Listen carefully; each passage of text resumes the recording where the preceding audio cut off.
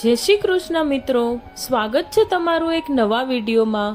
આજે આપણે ચાણક્ય નીતિના ભાગ 25 વિશે વાત કરીશું। ચાણક્ય નીતિના ટોટલ 26 ભાગ છે। આ બધા હું મારી ચેનલ પર અપલોડ કરી રહી છું। મિત્રો, જો તમે મારી ચેનલ પર નવા હોય તો મારી ચેનલને સબસ્ક્રાઇબ કરી લેજો, જેથી કરીને બધા પાઠ તમે સરળતાથી જોઈ શકો। ચાણક્ય કહે છે, બળવાન કોણ છે? આવડા મોટા હાથીને એક નાનકડી કીડી મારી નાખે છે। નાનકડો દીવડો કાળા દિબાંગ અંધકારથી છાતી ચીરી નાખે છે। વાવાઝોડું મોટા મોટા તોતિંગ વૃક્ષોને જડથી ઉખાડી ફેંકી દે છે। તમે જ વિચારો, શું કીડી હાથી સમાન છે? શું દીવડો અંધકારથી મોટો હોય છે? શું તુફાન તોતિંગ વૃક્ષોથી મોટું હોય છે? આ બધા નાના હોય છે।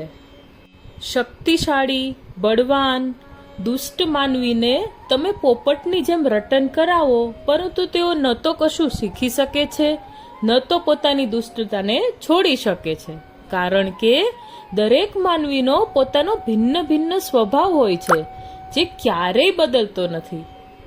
જ્યારે કોઈ વસ્તુના ગુણોની જાણ નથી થતી, ત્યારે તેની બુરાઈ થવા લાગે છે। ભીલડી હાથીની કિંમત નથી જાણતી, એટલે તેની બુરાઈ કરી પોતાના હૃદયને ટાઢક પહોંચાડે છે।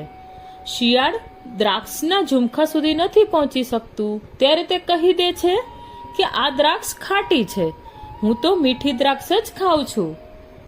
જે પાખંડી હોય છે તે બીજાનું કામ બગાડી મૂકે છે। ધનવાન માનવી જ્યારે ધનનો દુરુપયોગ કરે છે તો તે શરીરથી અને હૃદયથી પાપી બની જાય છે। બિલાડી પણ આવા જ સ્વભાવની હોય છે। જે લોકો પારકી સ્ત્રીને માતા સમાન, બીજાના ધનને માટી સમાન અને બધા જ માનવીઓને એક સમાન માને છે, તે જ જ્ઞાની છે। જ્ઞાની પુરુષ એ જ છે જે ભોજનની કદી પણ ચિંતા નથી કરતો, કારણ કે જો પેટ ભરવાનું નામ જ જીવન હોય તો આ કામ શેરીના રખડતા કૂતરા પણ કરી લે છે। ઉંમર વધતા શું રૂપ બદલાઈ જાય છે? ના પાકેલું દાડમ સમય જતાં વધારે મીઠું બની જાય છે। એવી જ રીતે લોહી પણ સમય જતાં પરિપક્વ અને પુષ્ટ બની જાય છે।